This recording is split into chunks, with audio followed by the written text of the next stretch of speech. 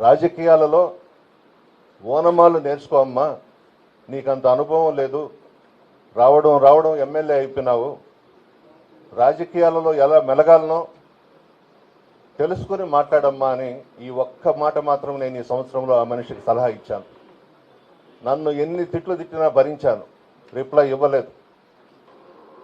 ఈ మధ్యన ఇది ఓవర్ అయిపోతా ఉంది, మనం దానికి ఏదో ఒక విధంగా మనం చెప్పాలనని నేను మాట్లాడాను. ఆ వీడియో చూడండి, మహిళలను కించపరిచే విధంగా ఉందంట. రాష్ట్రంలో ఉండే అన్ని జిల్లాల్లో తెలుగుదేశం పార్టీ మహిళా అధ్యక్షుల దగ్గర నన్ను తిట్టించారు.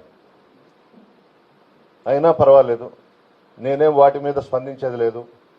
నేను ఎందుకు మాట్లాడానో, ఓవర్ యాక్షన్ అయిపోతుందని, ఎక్కువగా ఎట్లా అంటే అట్లా మాట్లాడుతుందని చెప్పేసి నేను మాట్లాడింది వాస్తవం. 7వ తేదీ ప్రభాకర్ రెడ్డి గారికి కూడా ఒక చిన్న సలహా ఇచ్చా అందులో, అంటూ ఆ విధంగా అయితే బాగుండేది, బోరు బావిలో పడిపోయినావు నువ్వు అని ప్రభాకర్ రెడ్డి గారికి చెప్పడం జరిగింది. బోరు బావి అంటే ఏంది? ఈ రాష్ట్రంలో కానీ ఉమ్మడి రాష్ట్రంలో కానీ చాలామంది పసిబిడ్డలు బోరు బావిలో పడిపోయి కొంతమంది ప్రాణంతో బయటకు వచ్చారు, కొంతమంది చనిపోయినారు.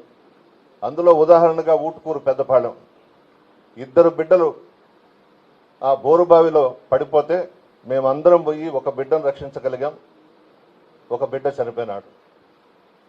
దాంతో తీసుకొని నేను మాట్లాడితే ఆమెని నేను వ్యక్తిగతంగా విమర్శలు చేసినట్టు, నెల్లూరు జిల్లా చరిత్రలో ఇళ్ల మీదకి వచ్చి దౌర్జన్యం చేసి ఒక్క వస్తువు కూడా లేకుండా పగలగొట్టి పారేశారు.